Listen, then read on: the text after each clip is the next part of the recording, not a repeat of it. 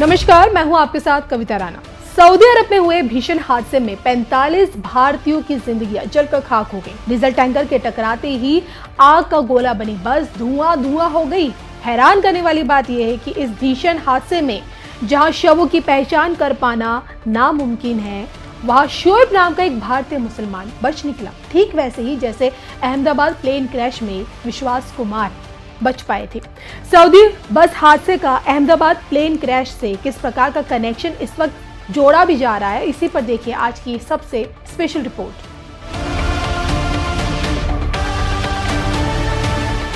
Saudi में अहमदाबाद हादसे जैसा चमत्कार, पहले विश्वास और अब शोएब। चमत्कार या फिर इत्तेफाक, देखिए सिर्फ धर्म ज्ञान। 5 महीने पहले अहमदाबाद में हुआ प्लेन क्रैश मौत का एक ऐसा खौफनाक मंजर दिखाकर चला गया जिसमें पलक झपकते सोचे 242 जिंदगियां मौत की नींद सो गई। सिर्फ एक शख्स की जिंदगी उस वक्त बच पाई और बाकी विमान में सवार सारे के सारे यात्री काल के मुंह में समा गए। हालांकि इस हादसे में जिंदा बच निकले विश्वास कुमार अब तक हादसे की दर्दनाक यादों को अपने जहन से मिटा नहीं पाए और अब इसी महीने की सोचे 16 नवंबर की तारीख में सऊदी अरब में हुए बस हादसे में अहमदाबाद प्लेन क्रैश की दर्दनाक यादों को जिंदा कर दिया। पिछले दिनों उमरा यात्रा का हिस्सा बने 46 भारतीयों ने सऊदी अरब के लिए उड़ान भरी थी। मक्का से लौटा भारतीयों का यही जत्था मदीना के लिए रवाना क्या हुआ 16 नवंबर को भीषण हादसे का शिकार हो गया। सऊदी में हुए इस हादसे को लेकर अब जो जानकारी है वो ये कि दुर्घटना भारतीय समय अनुसार रात के लगभग 1:30 पर बुफरेट नामे के एक स्थान पर हुआ। उम्रा करने के बाद सभी तीर्थयात्री मदीना की ओर जा रहे थे, जहां से उन्हें जियारत के लिए भी पहुंचना था। लेकिन बीच रास्ते जैसे ही डीजल टैंकर से उनकी बस टकराई, धमाके के साथ ही 45 भारतीय मुसलमान मौत के घाट उतर गए और सिर्फ शोएब नाम का एक भारतीय मुसलमान ही इस दर्दनाक हादसे में बच पाया। ठीक वैसे ही जैसे अहमदाबाद प्लेन क्रैश में हुआ भी है। अब आपको याद होगा कि अहमदाबाद में प्लेन के टेक ऑफ करते ही कुछ ही सेकंड्स में पूरा का पूरा प्लेन क्रैश हो गया था। लेकिन इसी प्लेन की सीट नंबर 11A विश्वास कुमार के लिए जीवनदायिनी बन गई। दरअसल सौभाग्य से विश्वास प्लेन के उस हिस्से में बैठे हुए थे जो क्रैश होने के बाद मेडिकल कॉलेज के हॉस्टल के ग्राउंड फ्लोर पर गिरा था। सीट नंबर 11A के बगल में ही दरवाजा था, एग्जिट पॉइंट था, जो इस दुर्घटना में टूट गया और जिसके सहारे ही विश्वास खुद को बाहर निकाल पाने में कामयाब हो पाए थे। और कुछ इसी तरह के हालात से सऊदी बस हादसे में बचे शोएब के सामने थे। जी हाँ, डीजल टैंकर के टकराने से जैसे ही बस में धमाका हुआ, शोएब उसी वक्त बस से कूद गए। हालांकि उन्हें काफी ज्यादा गंभीर चोटें भी आई, लेकिन जिंदगी फाइनली उनकी बच पाई। लेकिन इस हादसे में उन्हें अपने परिवार के कई सदस्यों को खोना पड़ा। सौभाग्य की एक बात ये कि इसी साल में हुए अहमदाबाद प्लेन क्रैश में ही सिर्फ एक जिंदगी बच पाई और साल के आखिर में सोचिए सऊदी अरब में भी जो ये हादसा हुआ है, इसमें भी एक भारतीय खुद को बचा पाया।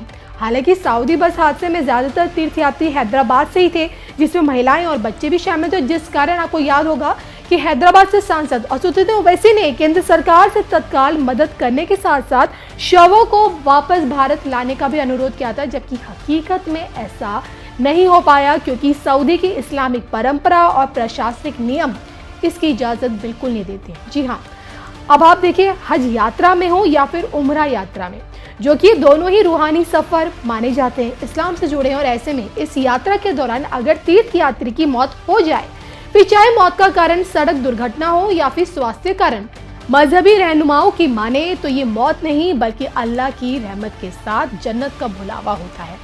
इस्लामिक मान्यता ये कहती है कि काबा की दहलीज पर इबादत पूरी कर रसूल के शहर तरफ बढ़ते हुए जान देना मुकद्दर वालों को ही नसीब होता है। तो ये दुनिया की नज़र में मौत है, लेकिन ईमान वालों की नज़र में ये बुलावा जन्नत का होता है। अब देखिए, जो लोग मक्का मदीना में हज या उम्रा के दौरान अपनों को खो देते हैं, उनके दिलों में यही उम्मीद होती है कि अल्लाह उन सभी शहीद हुए मुसाफिरों को जन्नतुल फिरदौस में ऊंचा मुकाम दे और उन्हें सब्र और हिम्मत अदा करे। तो इस हादसे के बाद मारे गए भारतीयों का नमाज जनाजा सऊदी में बड़े ही धार्मिक रीति रिवाज के साथ हुआ है और इस हादसे में जो लोग बच पाए हैं उनके लिए चमत्कार कहें या फिर इत्तेफाक, कमेंट करके आप बताइएगा।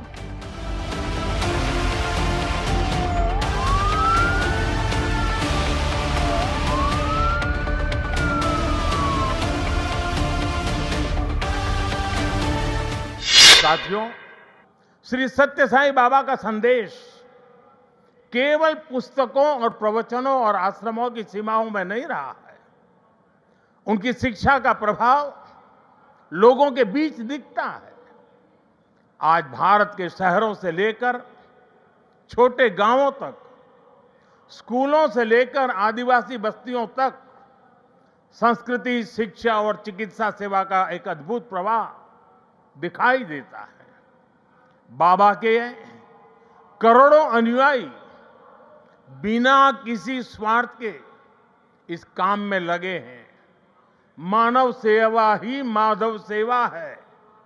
ये बाबा के अनुयायियों का सबसे बड़ा आदर्श है। उन्होंने ऐसे कई विचार हमें सौंपे जिनमें संवेदना, कर्तव्य, अनुशासन और जीवन दर्शन का सार मिलता है। वो कहते थे, help ever, hurt never, less talk, more work. हम सभी के मन में आज भी श्री सत्य साईं बाबा के ऐसे जीवन सूत्र गूंजते रहते हैं। साथियों, साईं बाबा ने अध्यात्म का उपयोग समाज और जन कल्याण के लिए किया। उन्होंने इसे निष्काम सेवा, चरित्र निर्माण और मूल्य आधारित शिक्षा से जोड़ा। उन्होंने किसी मत या सिद्धांत पर अपनी शक्ति नहीं लगाई। उन्होंने गरीबों की सहायता की और उनके दुखों को दूर करने के लिए कार्य किया। मुझे याद है, गुजरात के भूकंप के बाद पीड़ितों को राहत पहुंचाने में बाबा का सेवा दल और सारे सेवाव्रती आगे की पंक्ति में आकर के खड़े हो गए। उनके अनुयायी पूरी निष्ठा से कई दिनों तक सेवा में जुटे रहे। उन्होंने प्रभावित परिवारों तक सहायता पहुंचाने, आवश्यक सामग्री उपलब्ध कराने और मानसिक सामाजिक सहयोग देने में महत्वपूर्ण योगदान दिया।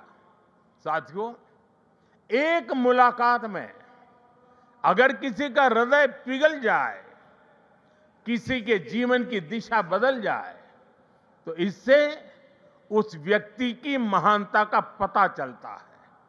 आज यहां इस कार्यक्रम में भी हमारे बीच ऐसे कई लोग हैं जिन पर सत्य साईं बाबा के संदेशों का गहरा असर हुआ और उनका पूरा जीवन बदल गया।